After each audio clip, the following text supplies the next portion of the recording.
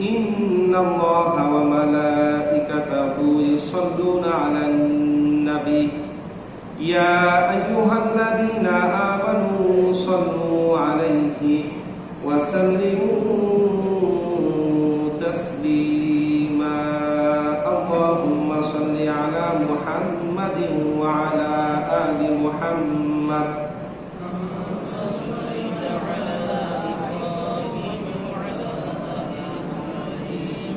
ইন্নাকা হামিদুম মাজিদ আল্লাহুম্মা বারিক আলা মুহাম্মাদিন ওয়া আলা আলি মুহাম্মাদ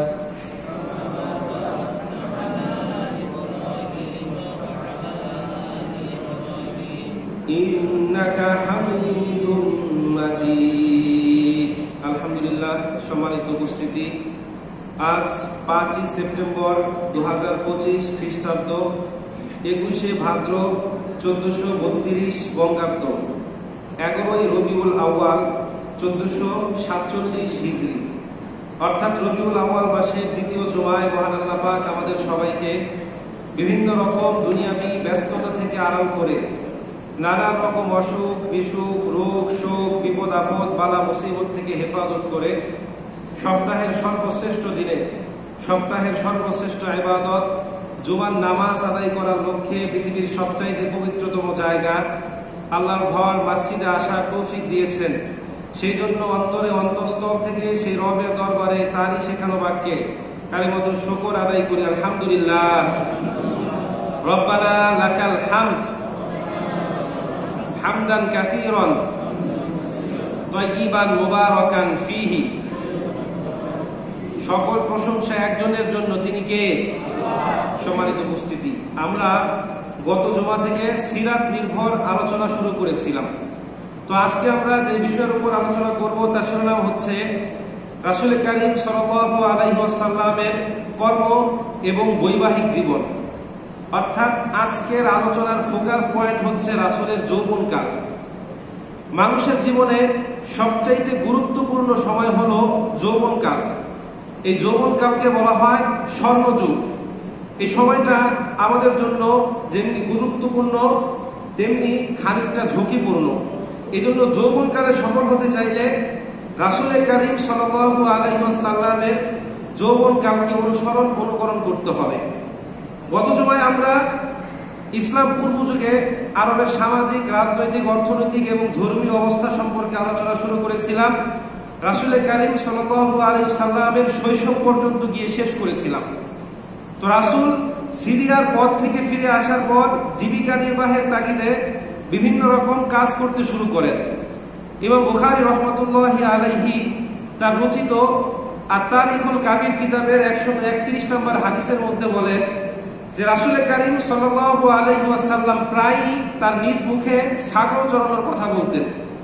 তিনি বলতেন, আমি জীবিকা নির্বাহের তাগিদে মক্কার মানুষদের ছাগল চড়াতাম। এখন এই ছাগল চড়ানোর কাজ যে শুধুমাত্র নবী মুহাম্মদ সাল্লাল্লাহু আলাইহি ওয়াসাল্লাম করেছে বিষয়টা এমন নয়, বরং প্রত্যেক যুগে যত নবী রাসূল এই পৃথিবীতে আগমন করেছে তাদের সবাইকে দিয়ে আল্লাহ পাক রব্বুল আলামিন ছাগল চড়িয়েছেন। এখন প্রশ্ন হতে পারে, কেন চড়িয়েছেন?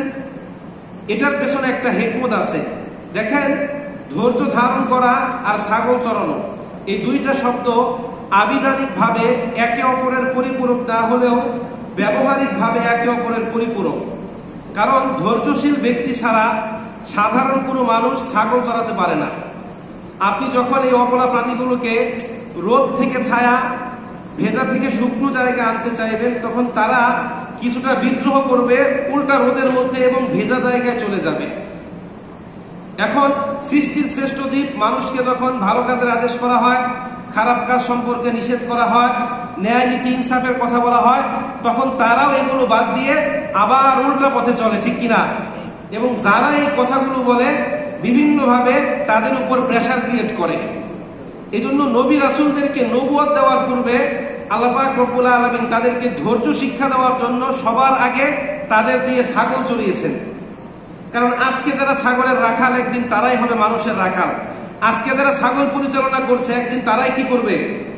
মানুষকে পরিচালনা করবে। এখন এই কথার ভিত্তি কি? হুজুরের মুখের কথা না, সহিহ বুখারী 2262 নম্বর হাদিস। হাদিসের বর্ণনাকারী হযরত আবু হুরায়রা রাদিয়াল্লাহু তাআলা আনহু তিনি বলেন, ক্বালা রাসূলুল্লাহ সাল্লাল্লাহু আলাইহি সাল্লাম, মা বা'আসাল্লাহু নাবিয়্যান ইল্লা রাআল গনাম। ক্বালু আ আনতা ফাআলতা যালিকা ইয়া রাসূলুল্লাহ? ফাকালা রাসূলুল্লাহ সাল্লাল্লাহু আলাইহি সাল্লাম, নাম। রাসূল বললেন, এমন কোন নবী রাসূল নেই যাদেরকে দিয়ে আল্লাহ পাক রব্বুল আলামিন ছাগল চড়ান নাই। তখন সাহাবা কেরাম বললেন, আনতা ফাআলতা যালিকা ইয়া রাসূলুল্লাহ? ইয়া রাসূলুল্লাহ, আপনিও কি ছাগল চড়িয়েছেন? রাসূল বললেন, হ্যাঁ, আমিও ছাগল চড়ানোর কাজ করেছি। দেখেন, মানুষকে যখন মন্দ কাজ থেকে নিষেধ করে ভালো কাজের আদেশ করা হয়, অন্ধকার থেকে দূরে সরিয়ে আলোর দিকে ডাকা হয়, জাহান্নামের পথ থেকে সরিয়ে জান্নাতের পথে ডাকা হয়, তখন এই মানুষগুলো কি করে জানেন? যারা এই কথাগুলো বলে তাদের উপর প্রেসার ক্রিয়েট করে, বিভিন্ন ভাবে তাদের উপর কি করে? আক্রমণ করে, চাপ প্রয়োগ করে, যা কোরআন আমাদের সামনে সাক্ষ্য দেয়। কোরআন সাক্ষ্য দেয়, হযরত জাকারিয়া আলাইহিস সালাতু ওয়াস সালাম যখন তার জাতির দ্বারে দ্বারে গিয়ে তাওহীদের বাণী প্রচার করছিল, আল্লাহর দ্বীন প্রতিষ্ঠার চেষ্টা করেছিল, তখন তারাই জাকারিয়া আলাইহিস সালাতু ওয়াস সালামকে ধরে কলাপ দিয়ে চিরাই করে হত্যা করেছে। কোরআন সাক্ষ্য দেয়, হযরত ইয়াহইয়া আলাইহিস সালাতু ওয়াস সালাম যখন তাওহীদের বাণী প্রচার করেছে, মানুষকে সৎ কাজের আদেশ করেছে, অসৎ কাজ থেকে বাধা প্রদান করেছে, তখন তারাই জাকারিয়া আলাইহিস সালাতু ওয়াস সালামকে জবাই করেছে। কোরআন সাক্ষ্য দেয়, হযরত ইব্রাহিম আলাইহিস সালাতু ওয়াস সালামকে তাওহীদের বাণী প্রচার করার কারণে অগ্নিকুণ্ডে নিক্ষেপ করা হয়েছে। কোরআন সাক্ষ্য দেয়, হযরত ঈসা আলাইহিস সালাতু ওয়াস সালামকে ক্রুশবিদ্ধ করার চেষ্টা করা হয়েছে। কোরআন সাক্ষ্য দিচ্ছে, রাসূল করিম সাল্লাল্লাহু আলাইহি ওয়াসাল্লামের দান মোবারক শহীদ করা হয়েছে। উহুদের প্রান্তরে পাথর নিক্ষেপ করে রাসূল করিম সাল্লাল্লাহু আলাইহি ওয়াসাল্লামকে রক্তাক্ত করা হয়েছে এবং তিনবার তাকে হত্যার চেষ্টা করা হয়েছে, ঠিক কিনা? এই ধারা এখনো অব্যাহত। এখনো যারা হক কথা বলে, সৎ কাজের আদেশ করে, মানুষকে অসৎ কাজ থেকে বাধা প্রদান করে, তখন তাদের উপরও অসংখ্য অদৃশ্য চাপ চলে আসে, তাদেরকে জঙ্গিবাদী, মৌলবাদী বিভিন্ন ট্যাগ দেওয়া হয়, ঠিক কিনা? এগুলো নিয়ে আমার কোনো কিছু বলাও যায় না। এগুলো নিয়ে কথা বললে এক ধরনের পাবলিক আছে যে হুজুর শুধু রাজনীতি নিয়ে কথা বলে। দেখেন, এই যে আজকে যারা আলেমদেরকে মৌলবাদ, জঙ্গিবাদের ট্যাগ দেয়, এই আলেমরা জাতির কতটা উন্নতি করেছে, কতটা ক্ষতি করেছে, আর তথাকথিত প্রগতিশীল ওই পশ্চিমা দালালরা জাতির কতটা ক্ষতি করেছে, এটা আমরা একটু দেখি। এই যে বাংলাদেশে হোলি আর্টিজান নামক একটা জায়গায় হামলা হয়েছে, যেটাকে বলা হয় জঙ্গি হামলা, এখানে কোনো মাদ্রাসার ছাত্র ছিল? কোন আলেম ওলামা ছিল না। নারায়ণগঞ্জে 7 খুন করা হয়েছে, এখানে কোনো মাদ্রাসার ছাত্র ছিল? কোন আলেম ওলামা ছিল না। বাংলাদেশ ব্যাংকের রিজার্ভ চুরি করা হয়েছে, এখানে কোনো মাদ্রাসার ছাত্র জড়িত? কোন আলেম ওলামা জড়িত? দেশের টাকা চুরি করে বাহিরে পাচার করে দেশকে দেউলিয়া বানানো হয়েছে, এখানে কোনো মাদ্রাসার ছাত্র জড়িত? কই? তাহলে মৌলবাদী নিয়ে মানুষের গায়ে এত চলে কেন? হিন্দুত্ববাদ, খ্রিস্টানিজম, ইহুদিবাদ নিয়ে তো কেউ কোনো কথা বলে না। আপনারা কি দেখেছেন যে কখনো বাংলাদেশের মুসলিমরা কোনো হিন্দুর বাড়ি ভাঙচুর করেছে, হিন্দুকে আগুনে জ্বালিয়ে মেরেছে? দেখেছেন? কিন্তু আমরা দেখেছি আমাদের পার্শ্ববর্তী রাষ্ট্রে মুসলমানের বাড়ি ঘরে আগুন দেওয়া হচ্ছে, মুসলমানদের মসজিদগুলো দখল করা হচ্ছে, ওয়াকফ আইন বাতিল করা হয়েছে, মুসলমানদেরকে মেরে ফেলা হচ্ছে, ঠিক কিনা? এগুলো নিয়ে কেউ কোনো কথা বলে না। কিন্তু বাংলাদেশে ধর্মের কথা বললে হুজুরদেরকে, যারা একটু বেশি ধর্মের কথা বলে, তাদেরকে মৌলবাদ, জঙ্গিবাদের ট্যাগ দেওয়া হয়। আজকে জাতির শ্রেষ্ঠ সন্তান আলেমদেরকে এই মৌলবাদের ট্যাগ দিয়ে দমিয়ে রাখা হচ্ছে। এটা কিন্তু আজকে নতুন কিছু নয়। পৃথিবীর সূচনা লগ্ন থেকে দুইটা পক্ষ ছিল, একটা হক আর একটা বাতিল। এই বাতিল সর্বদা বিভিন্ন ট্যাগ দিয়ে হকের উপর আক্রমণ করেছে, কিন্তু দিন শেষে বিজয় হয়েছে কারা? হকপন্থীরা। আল্লাহ পাক বলেন, জা আল হাক্কু ওয়া যাহাকাল বাতিল ইন্নাল বাতিলা কানা যাহুকা। এটা নতুন কিছু না, অতীতেও ছিল, এখনো আছে, কিয়ামত পর্যন্ত থাকবে, যা কোরআন আমাদের সামনে সাক্ষ্য দেয়। দেখেন, সূরাতুল আলে ইমরান 21 নম্বর আয়াত, আল্লাহ পাক বলেন, ইন্নাল্লাযীনা ইয়াকফুরুনা বিআয়াতিল্লাহ ওয়া ইয়াকতুলুনান নাবিয়্যিনা বিগায়রি হক ওয়া ইয়াকতুলুনাল্লাযীনা ইয়া'মুরুনা বিল কিসতি মিনান নাস ফাবাশশিরহুম বিআযাবিন আলীম। আল্লাহ পাক বলছেন, ইন্নাল্লাযীনা ইয়াকফুরুনা বিআয়াতিল্লাহ, নিশ্চয় যারা আল্লাহর আয়াতগুলোকে অস্বীকার করে, ওয়া ইয়াকতুলুনান নাবিয়্যিনা বিগায়রি হক, অন্যায়ভাবে ধরে ধরে আল্লাহর নবীদেরকে হত্যা করে, ওয়া ইয়াকতুলুনাল্লাযীনা ইয়া'মুরুনা বিল কিসতি মিনান নাস, আর মানুষের মধ্যে যারা নবীদের পদাঙ্ক অনুসরণ করে মানুষকে সৎ কাজের আদেশ দেয়, তাদেরকেও ধরে ধরে হত্যা করে, ফাবাশশিরহুম বিআযাবিন আলীম, তাদের জন্য রয়েছে যন্ত্রণাদায়ক শাস্তির সুসংবাদ। এখন এই আয়াতটা আল্লাহ পাক কেন নাজিল করেছেন? শুধুমাত্র এতটুকু বোঝানোর জন্য। এই আয়াতটা দ্বারা আল্লাহ পাক কি বোঝালেন? যে পৃথিবীর সূচনা লগ্ন থেকে একটা দল ছিল যারা আল্লাহ পাক রব্বুল আলামিনের দ্বীনের বিপক্ষে ছিল, তাদেরকে ধরে ধরে হত্যা করেছে। নবী রাসূলদের যুগেও ছিল, এখনো আছে, কিয়ামত পর্যন্ত থাকবে, ঠিক কিনা? সম্মানিত উপস্থিতি, আজকে আমাদের সমাজে এমন অনেক মানুষ পাওয়া যায় যাদেরকে ভালো কথা বললে, সৎ কাজের আদেশ করলে, অসৎ কাজ থেকে নিষেধ করলে তারা এই কথাগুলোকে ভালোভাবে নেয় না, বরং খারাপ ভাবে নিয়ে যে ব্যক্তি এই কথাগুলো বলে বিভিন্ন ভাবে তার উপর প্রেসার ক্রিয়েট করে, যেমন ভাবে আমার উপর করা হয়েছে। সম্মানিত উপস্থিতি, এখন আপনাদেরকে আমি প্রশ্ন করি, আপনারা উত্তর দেন। বাংলাদেশে হিন্দু, বৌদ্ধ, ইহুদি, খ্রিস্টান বেশি না মুসলমান বেশি? সবকিছু মিলিয়ে বাংলাদেশে কত শতাংশ মুসলমান? 91%। কত শতাংশ? 91%। এখন বেশিরভাগ মুসলমান নামাজি না বেনামাজি? বেশিরভাগ মহিলা পর্দা করে না বেপর্দায় চলে? সমাজে চুরি ডাকাতি আছে না নাই? সুদ, ঘুষ, জেনা, ব্যভিচার আছে না নাই? অশ্লীলতা, নোংরামি, ব্যয়াপনা আছে না নাই? এই কাজগুলো কি ভালো না খারাপ? কোরআন কি এগুলোর পক্ষে বলে না বিপক্ষে বলে? নবী রাসূলরা কি এগুলোর পক্ষে ছিল না বিপক্ষে ছিল? আল্লাহ কি এগুলোর পক্ষে না বিপক্ষে? এখন এই মিম্বারে যিনি বসবেন তিনি কি এগুলোর পক্ষে বলবেন না বিপক্ষে বলবেন? হ্যাঁ, এখন তিনি যদি এগুলোর বিপক্ষে বলেন, যে ব্যক্তি ঘুষ খায়, যে ব্যক্তি চুরি করে, যে ব্যক্তি সুদের সঙ্গে জড়িত, যে ব্যক্তি খারাপ কাজ করে, তার গায়ে লাগবে কি লাগবে না? এখন ওই ব্যক্তি আমার উপর আক্রমণ করবে কি করবে না?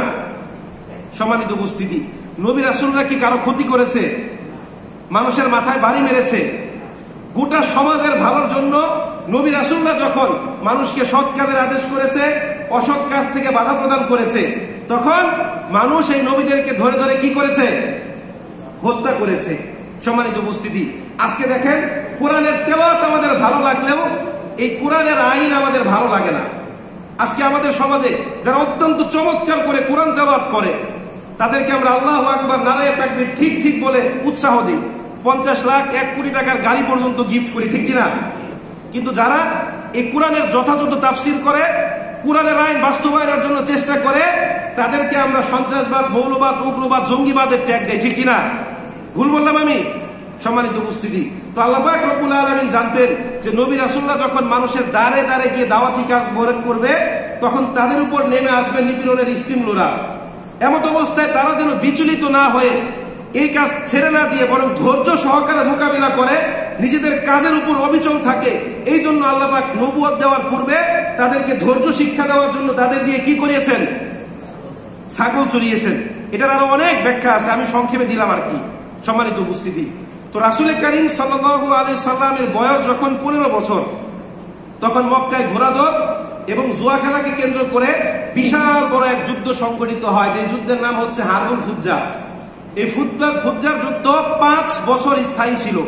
এই যুদ্ধে অনেক ব্যক্তি তাদের প্রাণ হারায়, হাত পা হারিয়ে বিকলাঙ্গ হয়ে যায়, অনেকে তাদের আত্মীয় স্বজনকে হারায়। এই ফুজ্জার যুদ্ধের বিভৎসতা এবং ভয়াবহতা দেখে রাসূল করিম সাল্লাল্লাহু আলাইহি ওয়াসাল্লামের মন অত্যন্ত ব্যথিত হয়। তিনি অসুস্থ, পীড়িত, অসহায়, গরিব, দুর্বল ও মজলুমদেরকে ধনী এবং জালেমদের হাত থেকে রক্ষা করার জন্য এবং সমাজের শান্তি শৃঙ্খলা বজায় রাখার জন্য, গোটা আরবের শান্তি শৃঙ্খলা বজায় রাখার জন্য, ভবিষ্যতে যেন এই ধরনের যুদ্ধ সংঘটিত না হয়, এই জন্য তিনি কি করলেন? কতিপয় শান্তিকামী যুবকদেরকে নিয়ে হিলফুল ফুজুল নামক একটা শান্তি সংঘ প্রতিষ্ঠা করলেন, যার লক্ষ্য উদ্দেশ্য ছিল কয়টা? 5টা। কয়টা বলেন? 5টা। 1 নম্বর, নিঃস্ব, অসহায়, দুর্বল ও দুস্থদেরকে সাহায্য করা। 2 নম্বর, সমাজের সর্বত্র শান্তি শৃঙ্খলা প্রতিষ্ঠা করা। 2 নম্বর, জালেমদেরকে বাধা দেওয়া, মজলুমদেরকে সাহায্য করা। 4 নম্বর, বিভিন্ন গোত্রের সঙ্গে সম্প্রীতি স্থাপন করা। 5 নম্বর, বিদেশি বণিকদের জান মালের নিরাপত্তা দেওয়া। দেখেন, রাসূল করিম সাল্লাল্লাহু আলাইহি ওয়াসাল্লাম জানতেন, যদি আমার দেশে বিদেশি বণিকদের জান মালের নিরাপত্তা দিতে না পারি, তাহলে তারা আমার দেশে ব্যবসা করবে না। আর একটা দেশ থেকে যখন বিদেশিরা ব্যবসা বাণিজ্য গুটিয়ে নেয়, ওই দেশটা উন্নতির দিকে যায় নাকি অবনতির দিকে যায়? সুবহানাল্লাহ বলেন। আজ থেকে 1450 বছর আগে এই ধুলির ধরা এক মহামানবের আগমন ঘটেছিল, যিনি আমার আপনার মতো প্রাতিষ্ঠানিক শিক্ষায় শিক্ষিত ছিলেন না, যিনি আমার আপনার মতো political science, public administration, international relation economics, business administration সম্পর্কে কিছুই জানতেন না, কিন্তু সমাজের শান্তি শৃঙ্খলা প্রতিষ্ঠা এবং অর্থনৈতিক প্রবৃদ্ধি অর্জনে তিনি যে নীতিগুলো নির্ধারণ করলেন সেটা আজকে আমাদের বর্তমান যুগের বড় বড় ডক্টরেট ডিগ্রিধারীরাও করতে পারবে না, ঠিক কিনা? সম্মানিত উপস্থিতি, দেখেন রাসূল করিম সাল্লাল্লাহু আলাইহি সাল্লাম এই পৃথিবীর সবচাইতে জ্ঞানী ব্যক্তি ছিলেন। তিনি নিরক্ষর ছিলেন, তবে তিনি মূর্খ ছিলেন না। তিনি লিখতেও পড়তে জানতেন না, তবে তিনি কি ছিলেন না? মূর্খ ছিলেন না। আল্লাহ পাক রব্বুল আলামিন তার প্রিয় হাবিবকে দুনিয়ার কোনো মানুষের ছাত্রত্ব গ্রহণ করার সুযোগ দেন নাই। কেন? আল্লাহ পাক চেয়েছেন তার প্রিয় হাবিবকে সবচেয়ে বেশি সম্মানিত করতে। কারণ রাসূল যদি কারো ছাত্র হয় অবশ্যই তার একজন শিক্ষক থাকবে। এখন বলেন, শিক্ষকের মর্যাদা বেশি না ছাত্রের মর্যাদা বেশি? রাসূলের শিক্ষক থাকলে রাসূলের চাইতে তার মর্যাদা বেশি হবে। এই জন্য আল্লাহ পাক দুনিয়ার কোনো মানুষের দ্বারা তাকে শিক্ষিত করেন নাই, বরং সুদীর্ঘ 23 বছর যাবত আল্লাহ পাক রব্বুল আলামিন নিজে ওহীর মাধ্যমে তার প্রিয় হাবিবকে শিক্ষিত করেছেন। জোরে বলেন সুবহানাল্লাহ। আজকে আমাদের সমাজে এমন অনেক বড় বড় শিক্ষিত পার্সন দেখবেন যাদের শরীরের ওজনের চাইতে তাদের অর্জিত সার্টিফিকেটের ওজন বেশি, কিন্তু ইন এ প্র্যাকটিক্যাল লাইফ, বাস্তব জীবনে আমরা দেখি এরা অসৎ, মিথ্যাবাদী, বিভিন্ন রকম জালিয়াতির সঙ্গে তারা জড়িত, ঠিক কিনা? একজন ব্যক্তি যদি খারাপ কাজ করে, অসৎ কাজ করে, সে যত বড়ই শিক্ষিত হোক তাকে আমরা শিক্ষিত বলতে পারি না। তো এই জন্য আল্লাহ পাক কি করলেন? তার প্রিয় হাবিবকে নিজে শিক্ষিত করলেন। কেন শিক্ষিত করলেন? মানুষকে শিক্ষা দেওয়ার জন্য। দলিল সূরাতুল জুমা 2 নম্বর আয়াত। আল্লাহ রাব্বুল আলামিন বলেন, হুয়াল্লাযী বা'আসা ফিল উম্মিয়িনা রাসূলাম মিনহুম ইয়াতলু আলাইহিম আয়াতিহি ওয়া ইউযাক্কিহিম ওয়া ইউআল্লিমুহুমুল কিতাবা ওয়াল হিকমা ওয়া ইন কানু মিন ক্বাবলু লাফি যালালিম মুবিন। আল্লাহ পাক বলেন, তিনি সেই সত্তা যিনি নিরক্ষরদের মধ্য থেকে একজনকে নবী করে পাঠিয়েছেন। ইয়াতলু আলাইহিম আয়াতিহি, যিনি আল্লাহ পাক রব্বুল আলামিনের আয়াতগুলোকে মানুষের সামনে তেলাওয়াত করবে। ওয়া ইউযাক্কিহিম, মানুষকে পবিত্র করবে। ওয়া ইউআল্লিমুহুমুল কিতাবা ওয়াল হিকমা, মানুষকে জ্ঞান, বিজ্ঞান এবং হিকমত শিক্ষা দিবে। ওয়া ইন কানু মিন ক্বাবলু লাফি যালালিম মুবিন, যারা ইতিপূর্বে স্পষ্ট গুমরাহির মধ্যে নিমজ্জিত ছিল। তাহলে আল্লাহ পাক রাসূলকে কেন প্রেরণ করেছেন? মানুষকে শিক্ষিত করার জন্য, ঠিক কিনা? এখন তো রাসূল নাই, এখন মানুষকে শিক্ষিত করবেন কারা? বুঝেন না? এখন রাসূল নাই, এখন নবীদের এই কাজ কারা করবে? নবী রাসূলদের উত্তরসূরি যারা আছে, ঠিক কিনা?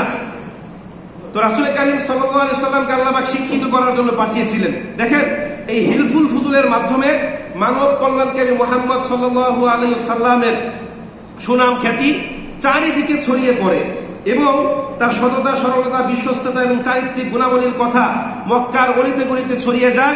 এই সুনামের কথা মক্কার এক বিধবা নারী খাদিজা রাদিয়াল্লাহু তাআলা আনহার কানেও পৌঁছে যায়।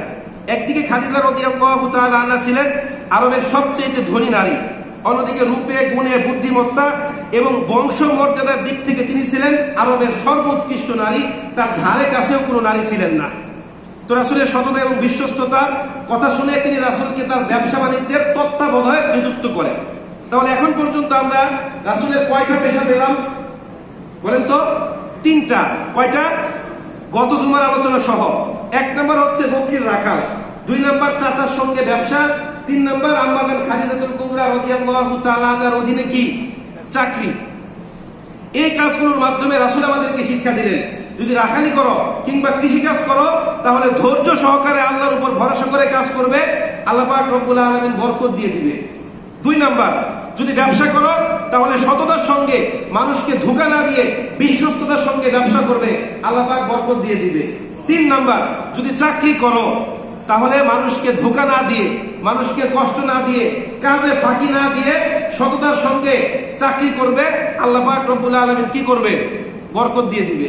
তো অল্প কয়েকদিনের মধ্যেই রাসূল ব্যবসা বাণিজ্যে বিপুল পরিমাণ উন্নতি করেন এবং ব্যবসা বাণিজ্যের সকল হিসাব খাদিজা রাদিয়াল্লাহু তাআলা আনহাকে স্বচ্ছতার সঙ্গে কি করেন? বুঝিয়ে দেন। তখন রাসূলের এই উন্নত চরিত্রে মুগ্ধ হয়ে খাদিজা রাদিয়াল্লাহু তাআলা আনহা কি করেন? রাসূলকে বিয়ের প্রস্তাব দেন, আর রাসূল সঙ্গে সঙ্গে রাজি হয়ে গেলেন, ঠিক কিনা? রাসূল কি করলেন? তার যে অভিভাবক, তার চাচার সঙ্গে পরামর্শ করার সিদ্ধান্ত নিলেন। তার চাচারা যারা আছে তাদের সঙ্গে পরামর্শ করলেন।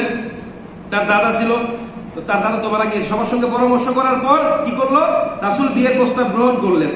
রাসূলের বৈবাহিক জীবন সম্পর্কে আমাদের ভালোভাবে গবেষণা করতে হবে, জানতে হবে কেন রাসূল কারীম সাল্লাল্লাহু আলাইহি সাল্লাম 11টা বিয়ে করেছিলেন। কারণ বর্তমান যুগে নাস্তিক, মুরতাদ, কাফের, মুশরিকরা রাসূলের জীবনে কোনো ভুল ত্রুটি খুঁজে না পেয়ে রাসূলের চরিত্র নিয়ে মিথ্যা প্রপাগান্ডা চালায়, রাসূলের চরিত্র নিয়ে প্রশ্ন করে, ঠিক কিনা? এই জন্য আমাদের কি করতে হবে? রাসূলের বৈবাহিক জীবন সম্পর্কে ভালোভাবে গবেষণা করতে হবে, কেন তিনি 11টা বিয়ে করেছেন। এখন আমরা এগুলো শুনতে রাজি না। যেগুলো মনস্তাত্ত্বিক বিষয়, শিখার বিষয়, গবেষণার বিষয়, ওইগুলো নাই। এখন একটা ঘটনা শুনে করে দিতাম, আমার ভাইয়েরা, উহুদ প্রান্তরে রাসূল কারীম সাল্লাল্লাহু আলাইহি ওয়াসাল্লামকে রক্তাক্ত করা হয়েছে, এগুলো শুনতে আপনাদের ভালো লাগতো, ঠিক কিনা? এই যে গবেষণা করে, এইগুলো ভালো লাগে না। তো দেখেন রাসূল কারীম সাল্লাল্লাহু আলাইহি সাল্লাম কেন এতগুলো বিয়ে করেছেন।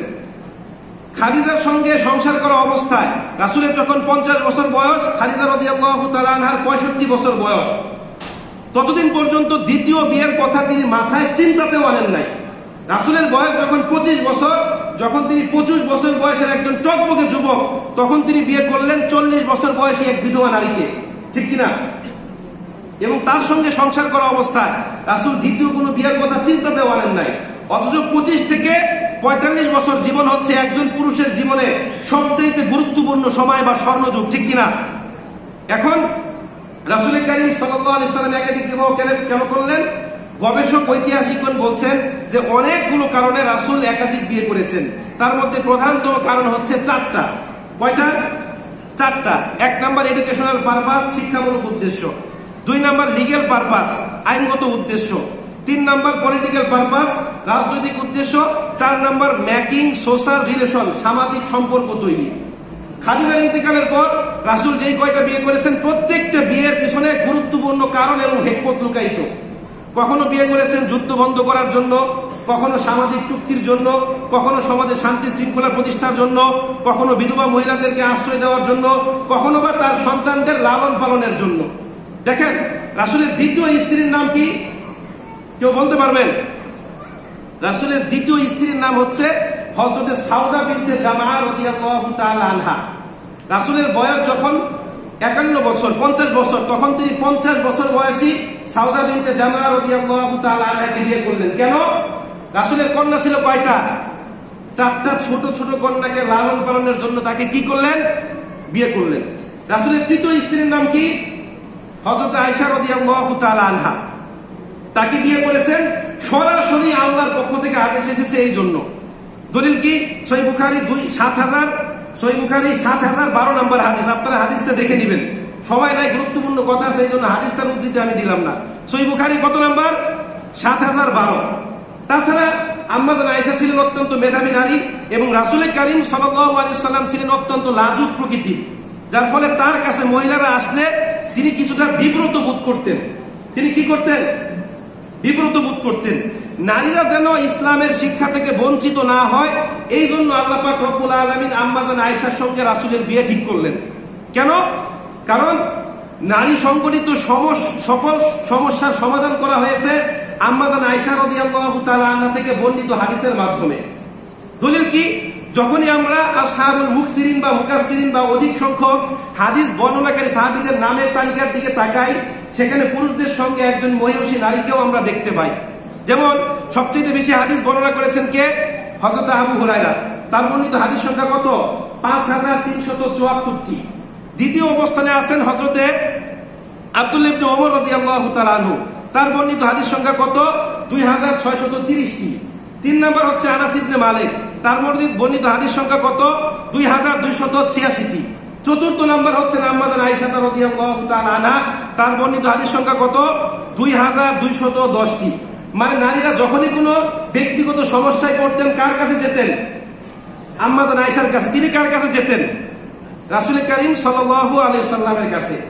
রাসূলের 4র্থ স্ত্রীর নাম ছিল হযরত হাফসা বিনত ওমর রাদিয়াল্লাহু তাআলা আনহা। তাকে বিয়ে করেছেন ওমরের সঙ্গে সম্পর্ক দৃঢ় করার জন্য।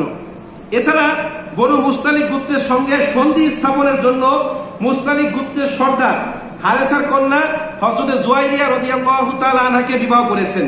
আবার খায়বার যুদ্ধের পর সমাজের দীর্ঘস্থায়ী শান্তি প্রতিষ্ঠার জন্য খায়বার গোত্রের কন্যা সাফিয়া রাদিয়াল্লাহু তাআলা আনহাকে বিবাহ করেছেন। নজদবাসীদের সঙ্গে চিরদিনের জন্য শত্রুতার মীমাংসা করতে হযরতে মাইমুনা রাদিয়াল্লাহু তাআলা আনহাকে বিয়ে করেছেন। আবার সমাজ থেকে সকল প্রকার মিথ্যা এবং কুসংস্কার দূর করার জন্য হযরতে জয়নব বিনতে জাহাশ রাদিয়াল্লাহু তাআলা আনহাকে বিয়ে করেছেন, যিনি ছিলেন রাসূলের ফুফাতো বোন এবং তার পালক পুত্রের সাবেক স্ত্রী। এখন ইসলাম পূর্ব যুগে পালক পুত্রকে কি মনে করা হতো? আপন পুত্র। পালক পুত্রকে কি মনে করা হতো? আপন পুত্র। যায়েদ বিন হারেসাকে এক পর্যায়ে মানুষ যায়েদ বিন মুহাম্মদ বলতে শুরু করলো, যেটা আল্লাহর কাছে কি লাগলো না? ভালো লাগলো না। আল্লাহর কাছে কি লাগলো না? ভালো লাগলো না। এবং রাসূল নিজে যায়েদের সঙ্গে এই জয়নব বিনতে জাহাশ রাদিয়াল্লাহু তাআলা আনহার বিয়ে দিয়েছিলেন, কিন্তু তাদের মধ্যে বনিবনা হচ্ছিল না। দুইজনই তার কাছে কি অভিযোগ করতো।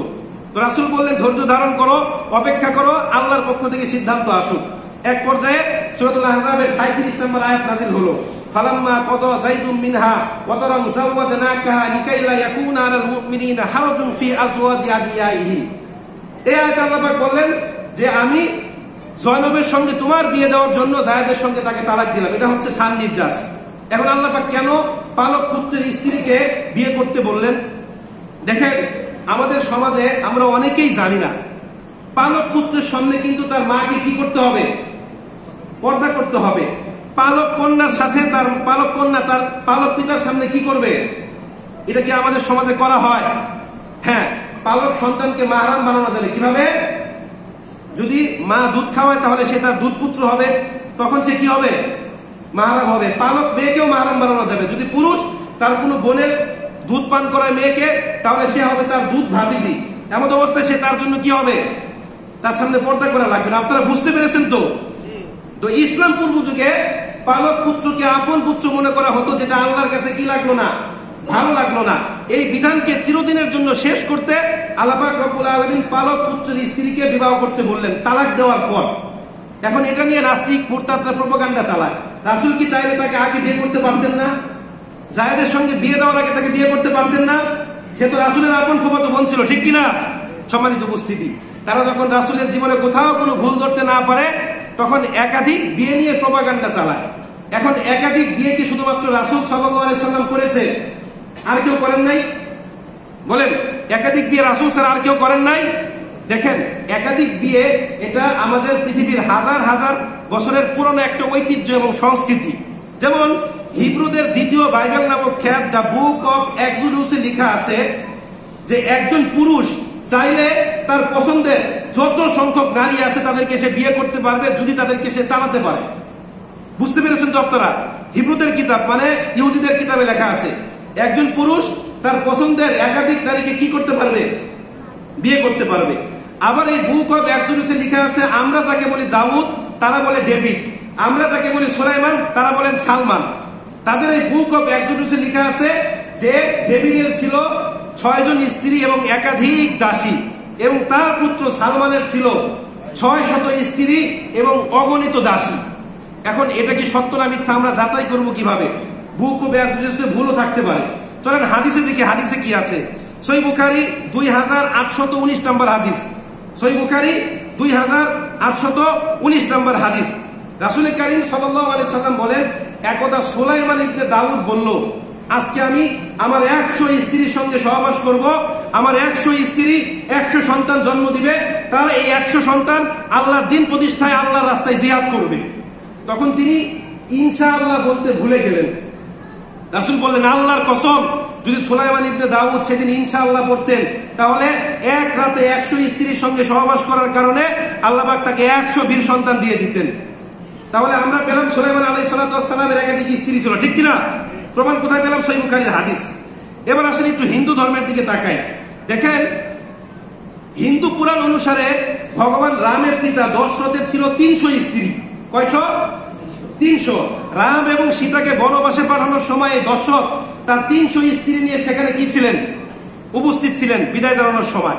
আবার আমরা যদি প্রাচীন ভারতের আপার ক্লাস বা উচ্চবিত্ত ফ্যামিলির দিকে তাকাই, তখন দেখা যায় আজ থেকে 200-300 বছর আগে একাধিক বিয়ে এবং একাধিক স্ত্রী থাকাটা অস্বাভাবিক কিছু ছিল না।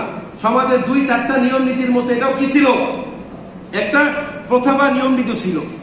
দেখেন, নাস্তিকরা সবচেয়ে বেশি প্রপাগান্ডা চালায় আম্মা জান আয়েশার সঙ্গে রাসূলের বিবাহ নিয়ে, যে রাসূল সাল্লাল্লাহু আলাইহি সাল্লাম নাকি কি করেছেন, বাল্য বিবাহ করেছেন। আগে বলে রাখি, রাসূলের বয়স যখন 51 বছর, তখন তিনি 6 বছর বয়সী আয়েশা রাদিয়াল্লাহু তাআলা আনহাকে কি করেন, বিবাহ করেন। কিন্তু তাকে ঘরে নিয়ে আসেন কয় বছর বয়সে? আম্মা জান আয়েশার বয়স যখন 9 বছর। জুড়ে বলেন কয় বছর? 9 বছর। একটু খাতা কলম নিলে ভালো হতো হিসাব মিলাতে। কয় বছর? 9 বছর। এখন এটা নিয়ে বর্তমান যুগের নাস্তিকরা সবচেয়ে বেশি প্রপাগান্ডা চালায়। এখন আসেন, এটা কি অন্যায় নাকি অন্যায় না? রাসূলের জন্মলগ্ন থেকে শুরু করে এখন পর্যন্ত রাসূলের জীবনের সবচেয়ে বড় শত্রুর নাম কি? আবু জাহেল, ওকবা, সাইবা, আবু সুফিয়ান ইসলাম গ্রহণের পূর্বে এরাই তো ছিল, ঠিক কিনা? এরা সরাসরি রাসূলকে বাধা দিয়েছে, ঠিক কিনা? এখন রাসূল যদি 6 বছর বয়সী বা 9 বছর বয়সী আয়েশাকে বিয়ে করে অপরাধ করতেন, তার চরিত্রে যদি কোনো মাত্র দাগ থাকতো, কোনো কালিমা থাকতো, তাহলে এটা নিয়ে সবচেয়ে বেশি সমালোচনা করতো কে? আবু জাহেল, আবু সুফিয়ান, ওকবা, সাইবা, এরা, ঠিক কিনা? কিন্তু আপনারা কোনো বইয়ের পাতায়, কোনো মৌলবীর মুখে, কোনো নাস্তিকদের মুখে শুনেছেন যে রাসূলের চরিত্র নিয়ে তারা কোনো প্রশ্ন তুলেছে?